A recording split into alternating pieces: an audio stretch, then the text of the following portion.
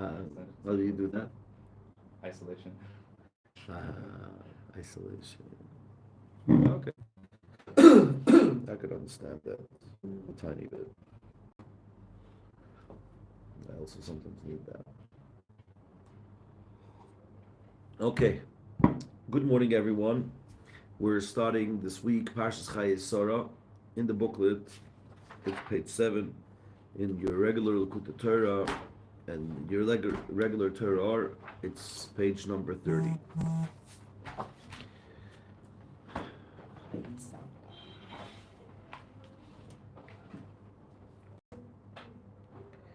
In our weekly parsha, we're going to talk about the Ma'aras Machpelah. The cave is double. Machpelah, double. Why is it called double? To each. So Rashi over there says two translations why they're both coupled, why they're called double. Either because everyone is there with their couple. Who remembers the second pshat in Rashi? Blanking out. You have a chumash? You want to open a chumash? Well, what is it? Sedei HaMachpelah. Why is it called? Structure with an upper story over it. Right. So what is the translation of the word Machpelah? Let's first look in the Double. Double. The first one, and it was called. No. For full price, it's already the next verse. So it was doubled with couples. Yeah. So every couple is double. What is the other pshat? What it means there, Machpelah? One thing it says. What was this double? No, he said service. Davar Achar says it, another interpretation. Oh, no, I said that. Oh, no, the simple, okay. Oh. I'm sorry. The simple, what is it? Read the beginning. Machpelah. A structure with an upper story over it. Beautiful. So why is it called double? Because it's a structure with another structure on top of it. Like 2 floors. 2 floors. That's why it's called Machpelah. Because it's a double structure. Another meaning, Machpelah, it's double because everybody's over there with their couple, with their spouse. Was it for Eruvim 53a? Kabbalah is going to tell us that Sedei Machpelah is referring to the double letter in God's name. Mm-hmm. So this week we're going to have some heavy Kabbalah, not so heavy, but we're going to have some Kabbalah. And the theme of this week is going to be food, eating. Eating is a very, very powerful thing. We all know we're very emotionally connected to our food. Eating is a very strong connector. Eating is a way of receiving energy. Eating is where a lot of people lose their energy, lose themselves. A person could be recognized in the way he eats. Kisoi, koisoi, kasoi. Over there it's talking about how he acts after he drinks. But still, it says clearly, you could see a lot about a person. What? This is the Gemara of exactly that same thing. Yeah, what does the Gemara say? Where's the Gemara? It's in Eruvim 53a.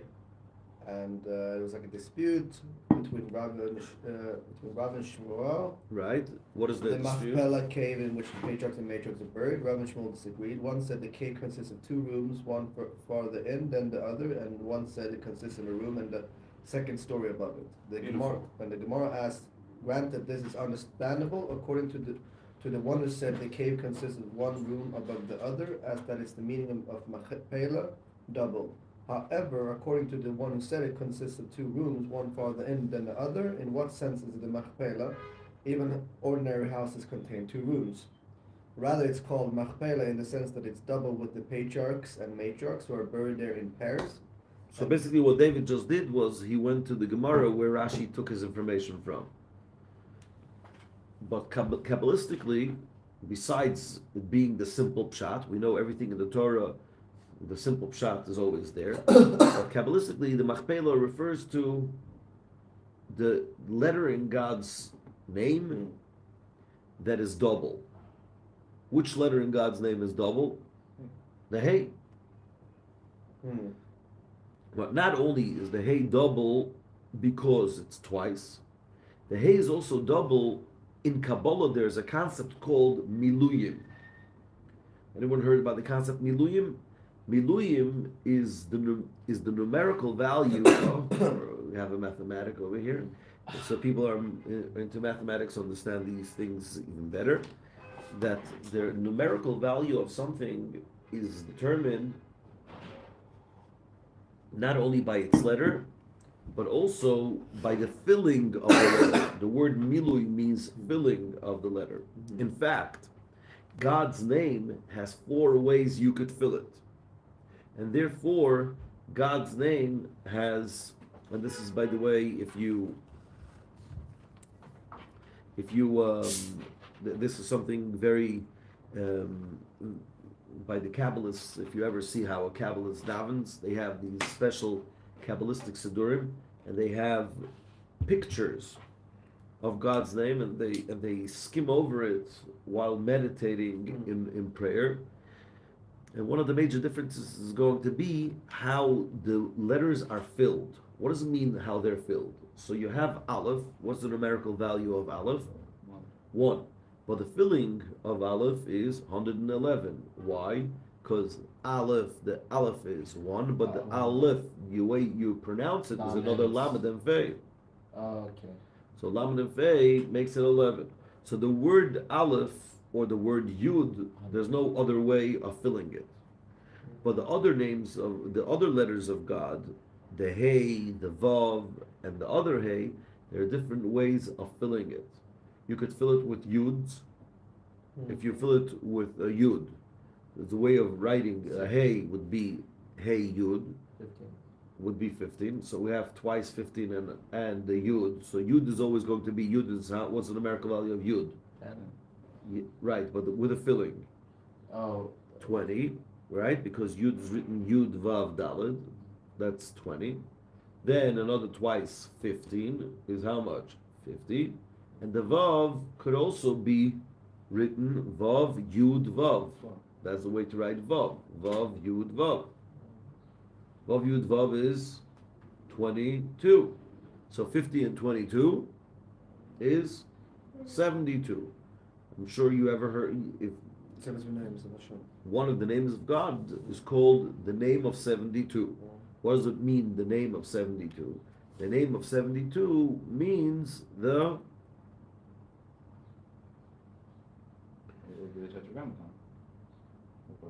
name of 72 would be God's name. How did you call it? Grammaton? The tetragrammaton. Tetragrammaton. Tetragrammaton refers to God's the 4-letter word. The Christian fathers made this term. 4-word. And the 4-letter. 4-letter. Right. Okay, but the 4 letters over here is 26, isn't it? That's without the milui, without the filling. Okay.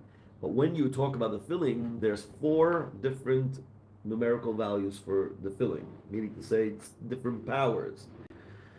There is 72. It's called Shem Ab. Ab is Ayin Beis, 72.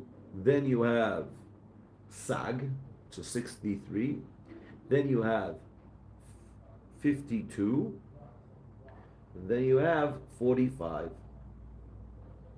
So the highest one is when you fill it with Yuds. Yud represents complete bittul. It's small. It's the whole idea. Yud is the first letter of God's name. So you could fill all the letters with Yud. That will get you to the numerical value of 72.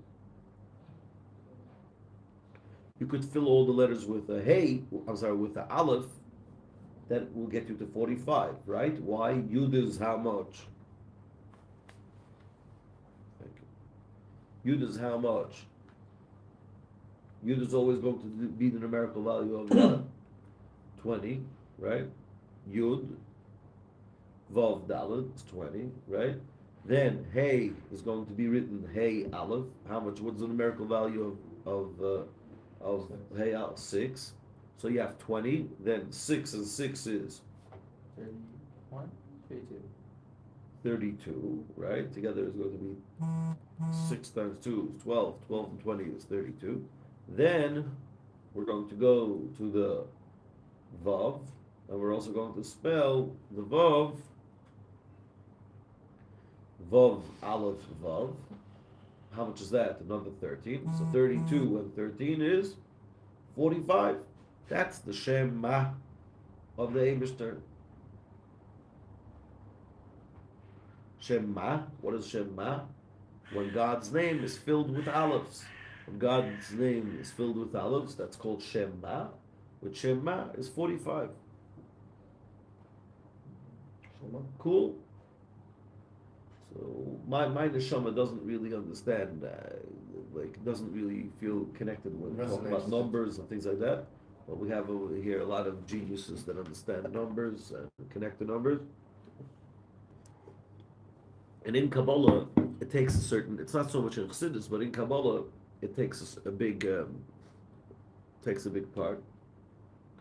So there's another way of filling the letters of God, which is usually connected to Malchus, to the lowest level, is when it comes out to be 52.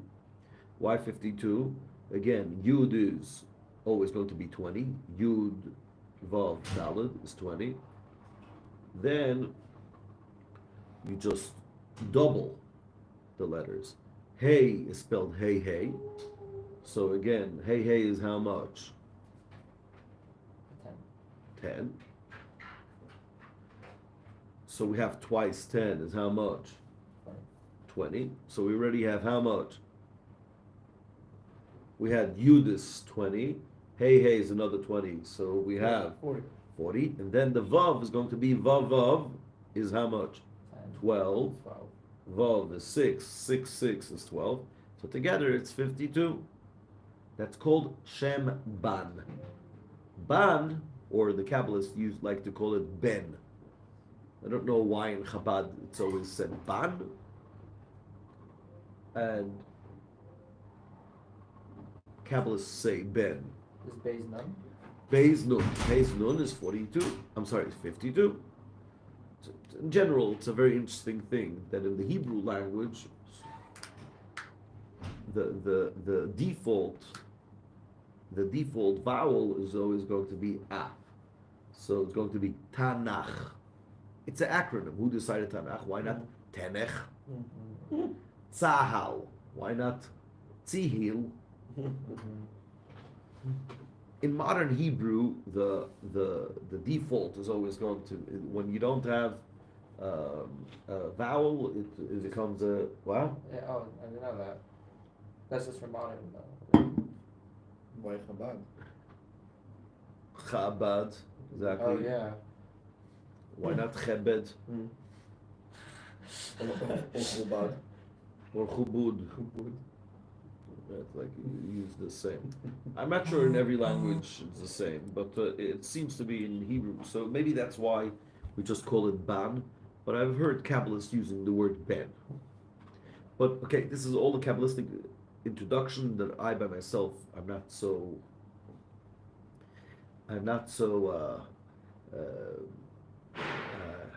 knowledgeable in it. I'm trying to learn Chassidus, and I'm trying to understand from Chassidus what's going on. So in our weekly parsha, we talk about the double field. Double field refers to the last hey of God's name, and we're going to see that the last letter of God's name is very connected to the idea of eating. Isn't it also like In general, what? Isn't it also one of the letters that's usually also given by Hashem to people? Like Abraham got a hay. Sarah got a Sarah got a hay. Yosef got a hay. Right, Yehosef. Right, Yosef. But let's see. Now, what's so cool about this mimer is that it's based on the poem that we say Shabbos. In general, in Chabad, the Alter Rebbe took out of the Siddur a lot of paraphernalia. The Alter Rebbe kept in the Siddur only things that you really have to say. So the Arizal instituted a poem for Friday night and Friday morning and for Shalosh Sudas. That's the only poem that the Alter Rebbe left. There's two different reasons. Some say that the reason the Alter Rebbe wanted people should sing Chassidus Nigunim. So Chassidus Nigunim, you don't have your set songs that you sing. Unfortunately, sometimes people think that that's why you don't have to sing by a Shabbos meal. In other homes, there's like you have to go through like 45 minutes of singing. You have to sing Kol Makadosh, Menucha V'Simcha, Kariboin, Tzur Mishalo, Yom Zeh Mechubad. You have like a whole set, and that's why in a lot of homes it's almost impossible to have a meal without singing. But Al Rebbe took out those because he wanted it to be less formal and more casual, but more casual meaning to say people should sing, but not set words. Singing whatever they want. He should sit, yeah, right. It should come spontaneous. It should come from the heart, and not only different words, but also the gunim without words, which are even according to the way it says in Chassidus, the gunim without words are even higher than the gunim with words because they're not confined in words, and everybody could really find themselves much easier in the niggin without words. But besides the regular zmiros that the Alter Rebbe took out from the siddur, what did he keep in the siddur? What the Arizal said. The Arizal says that's Torah. So we're meant to say the poems of the Arizal. Shabbos morning, the Arizal's poem contains a very interesting line. What is the line? Let's see. Yegala Lan PI. Who remembers that line? Yegala Lan PI. We don't have the whole thing over here. Maybe we should bring an English siddur. But the words are Yegala Lan PI. He shall reveal to us the taste. 4? Yeah, 3 is it? The Bisrei Sarnahame. Over here it doesn't say the whole thing, but one of the two is Yegal. Hey, Yegal a long time, the Bisrei Sarnahame, the Imnun Os Bishmei. May you Hashem tell us the secret, the reason, the taste. The word for taste and reason is the same word in Hebrew, tam, the taste of something. The taste and the reason of something, because basically the intellectual taste of something is the reason of that thing, right? Yigal on Taime should reveal to us the reason, the Bisrei Sanahame, that is in the 12 bread. The Inun Oz Bishmei, that they represent the letter, thank you so much, the Inun Oz Bishmei, that they are a letter in God's name, in the Tetragrammaton. Which letter? Kfila, which is double, and Klisha, that is weak. Which letter is the weakest letter? The Hey. Let's look it up. So basically, it's on a Friday. It's Shabbos day. Shabbos day. It's in the song with the Hey Hey. Try to find in the siddur the Hey Hey. Yeah, you found the siddur where it says Hey Hey. Okay, it's a joke. When my sister was young, so she used to ask my father, where does it say ay ay ay ay ay ay? Yeah, page 250. Oh wow.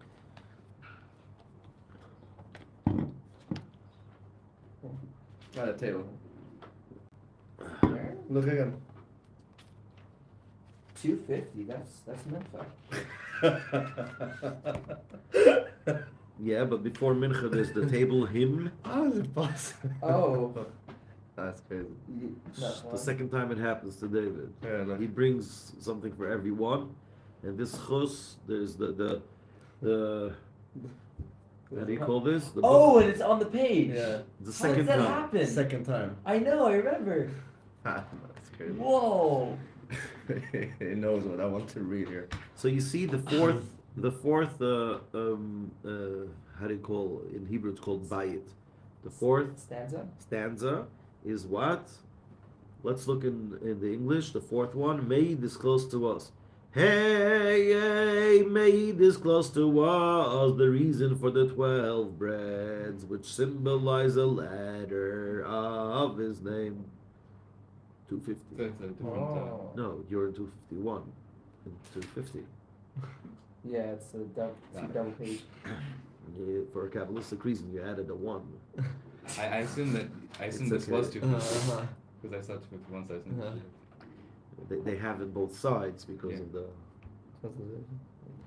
make it easier for rabbis to announce in shul. But you're right. It's 250, 250 Yeah. on both sides. It's very funny in Sweden when I went to a prayer in Malmö, that people having 2 books. So they have two like those things, and the guy is like, the gabbai is like 251 in that book, 455 in the other book, and he keeps on screaming throughout the service like 10 times trying to explain. Wow. It's fun. So everybody has it? We got Yeah. Again. Hey, may he disclose to us the reason for the 12 breads, which symbolize a letter of his name, both in the combined and the single form. Okay, so it's interesting why he translates over here single form. The word is kfila. Kfila means double, not combined. And klisha means weak. 12 breads. So we're going to see over here in our weekly, the Chassidus on our weekly parsha, and I think I already told you this. So if I didn't tell it, I want to make it clear. This is called Chassidus parsha. In other words, the famous saying of the Alter Rebbe, that the Alter Rebbe says that you have to live with the parsha of the week. We believe that the energy of the day goes through the chitas of the day. The weekly parsha, every day of the year has the psukim of that's why some Chassidim try to do it as early as possible in the morning, because that's where the life of the day is. Besides the fact that when you're in sync, you're also more conducive to getting all the brachas. Nowadays, you have it on Chabad Org. It's easy to do the weekly. But just like you want to live with a weekly Torah portion, thank you. You want to live with Torah portion. You also want to live with a weekly Hasidic insights. So for Chabad Hasidim, the weekly Hasidic insights is found in the Chassidus that was chosen by the Rebbeim to talk that week. So this week the theme is food. How's it connected to food? Because as we see, the idea of double is a name of one of God's letters. And what does that result say? May God reveal to us the secret of the 12 breads. Do we need to give a small introduction about the 12 breads? In the Mishkan, right? In the Mishkan, Yeah. not only in the Mishkan, in the Beis HaMikdash too. One of the things that we had in the holy sanctuary, not in the Holy of Holies. In the Holy of Holies, there was an ark. In the sanctuary, we had 3 things, which again symbolize the different parts of our psyche, different parts of our lives. We all know once you start learning Kabbalah and Chassidus, everything starts to come together, right? So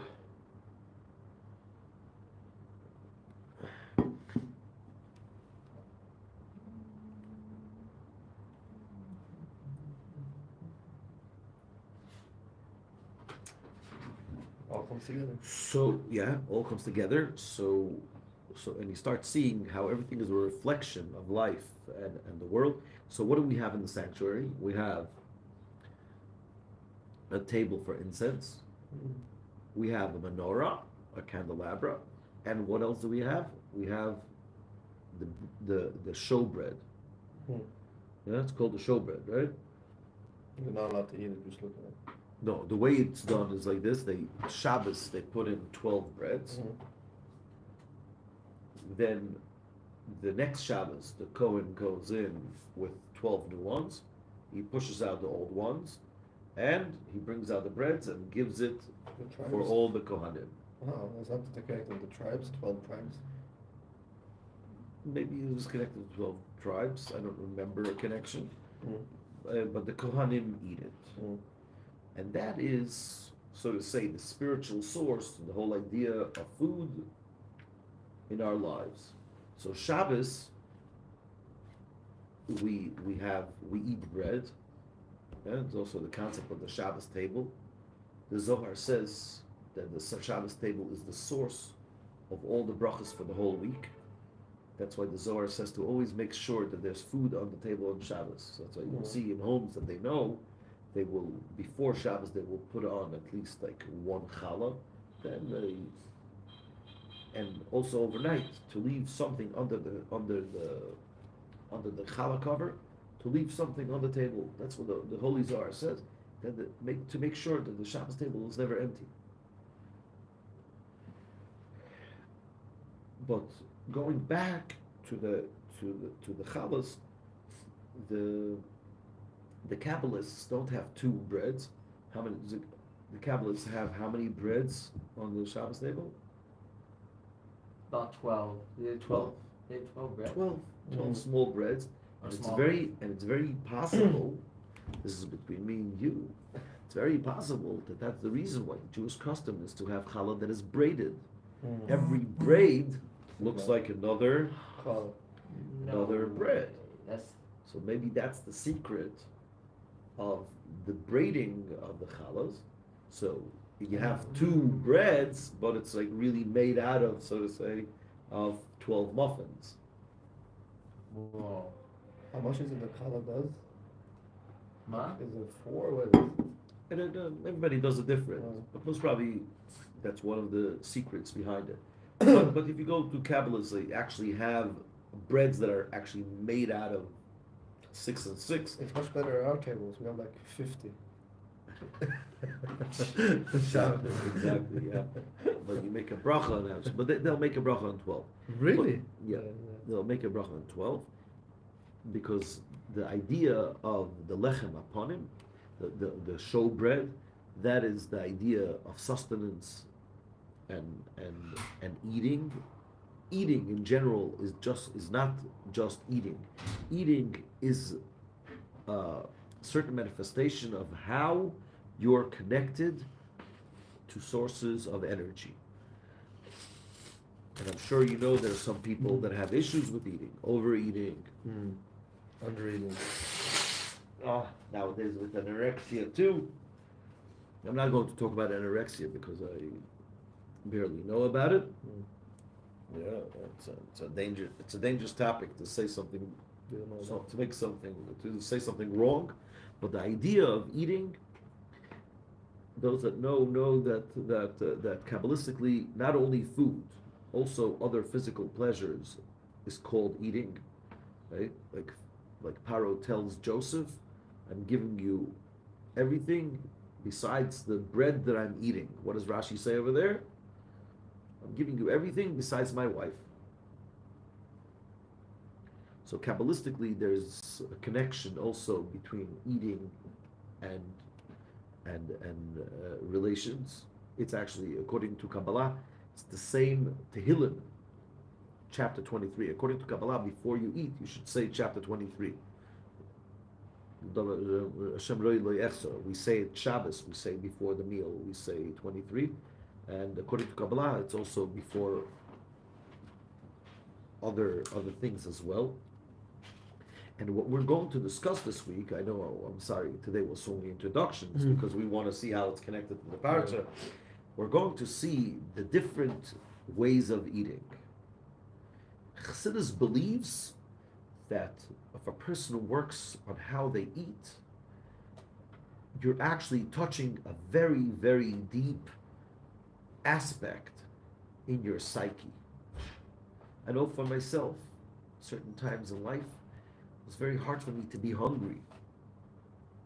I couldn't believe it. People just go, like where I grew up, in the culture that I grew up, we didn't go to restaurants so often, or almost not.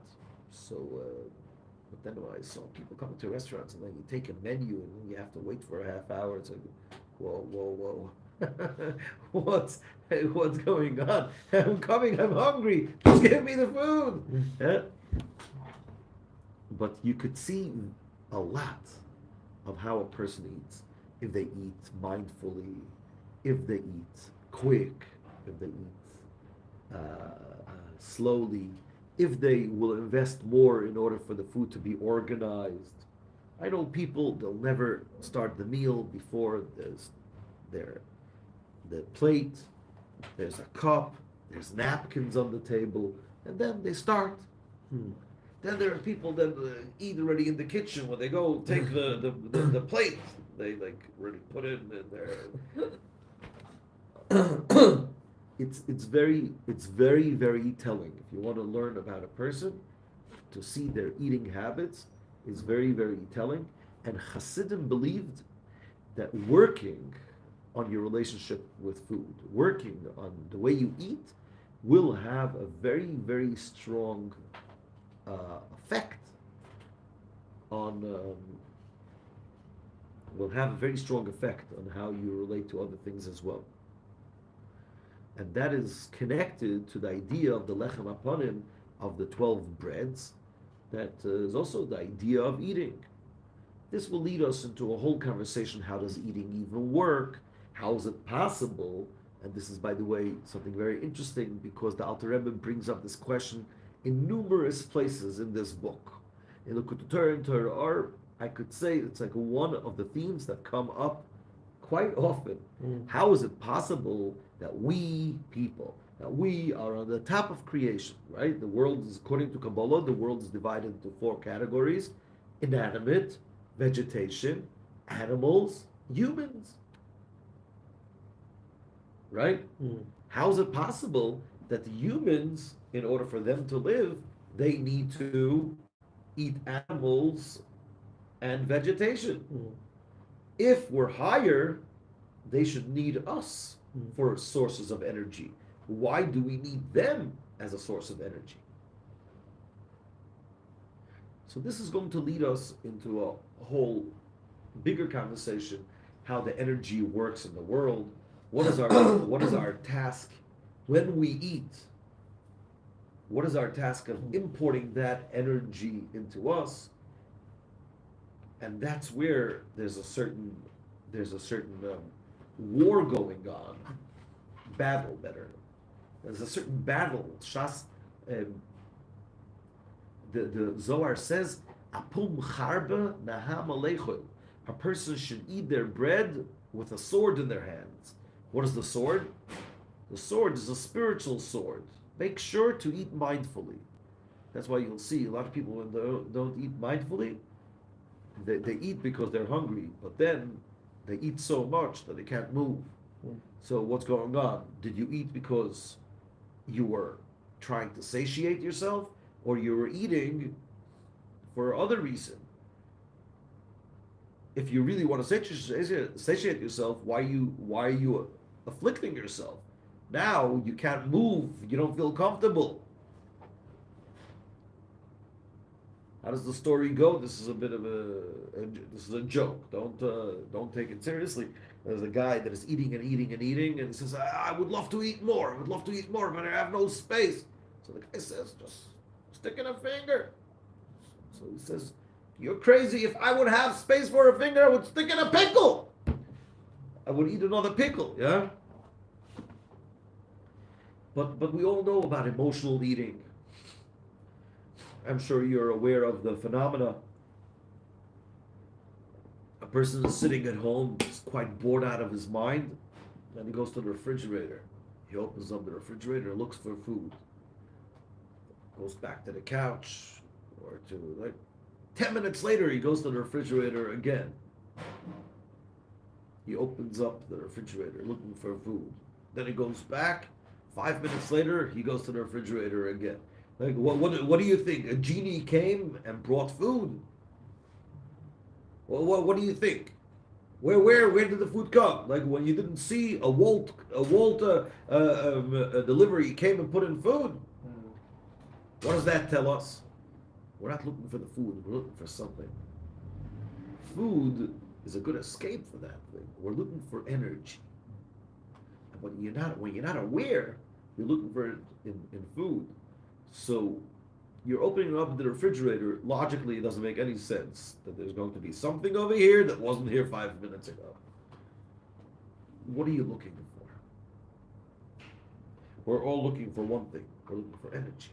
We're looking for connection. So that piece of burekas over there, that piece of burekas represents something much, much, much deeper than just a piece of burekas.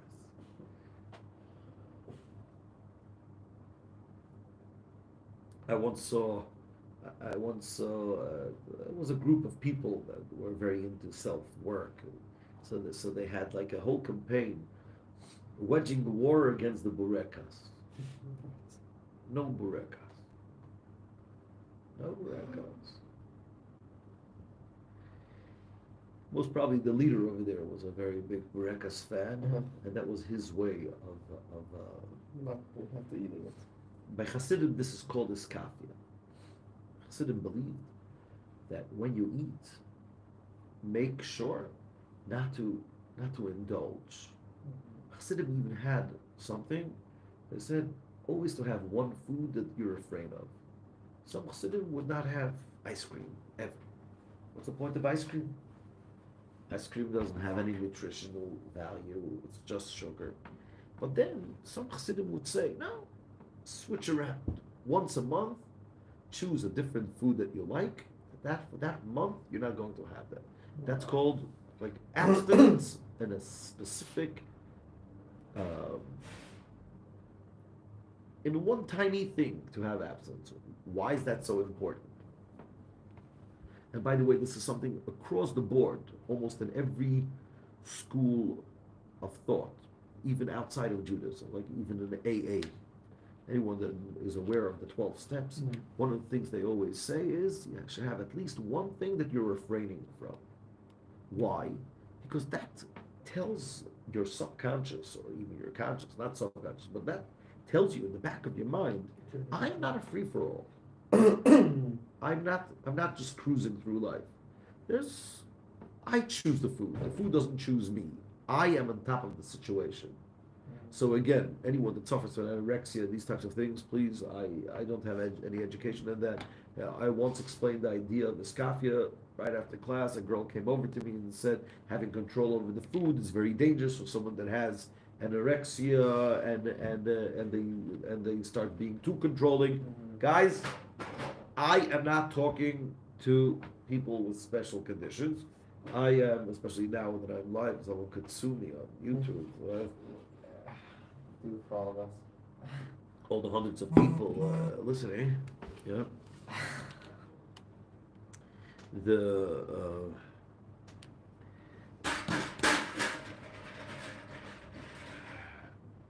Why is it important to have at least one food? And again, I want to point out this point that Chassidim made sure to change that food, because after a while, you don't have one piece of food, you don't need it anymore. You don't feel it, you don't miss it anymore. So you don't have chocolate for a month. Then goodbye chocolate. It's out. Yeah. What? Then goodbye chocolate. Like it disappears. Yeah, it goes out of your mind. So that's why Chassidim would try like once a month or once in 2 months to switch that around. Now I could have chocolate. Again, the problem is not with the chocolate.